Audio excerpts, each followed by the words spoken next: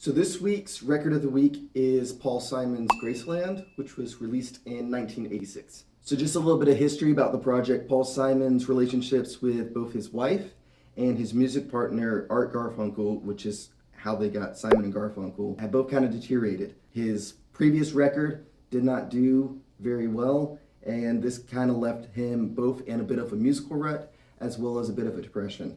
To remedy this, Paul Simon decided to take a trip to South Africa, where he worked with several local South African musicians and thus became Graceland, which is arguably one of the most iconic albums of all time. Now this record is really fun, really engaging, and also kind of out there.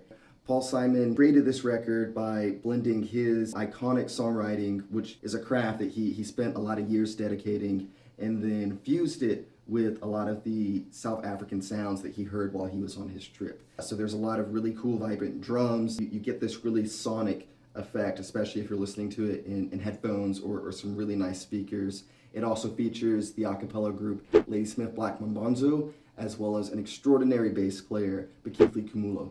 Now for this record in particular, it's kind of hard for me to pick a few favorites, but if I had to, Diamonds on the Sole of Her Shoes, Homeless, and then of course the iconic You Can Call Me Al. But there's so many other songs on there that every time I listen to this record, it's really fun to listen top to bottom. Just so many different themes and emotions and textures of sound and music. It's a really fun project through and through. Now for this record, I would give it a rating, a 9 out of 10. It is extremely fun, really exciting, and if it's not perfect, it's really close to it. There's so many different beautiful lyrics and ideas and just sound textures. This is a record that you can listen to over and over, just top to bottom, whether it's in the background, whether you're not doing anything else and you're just trying to really engage in the music. There's definitely songs that you might dance to. You'll find yourself singing along to a lot of the motifs.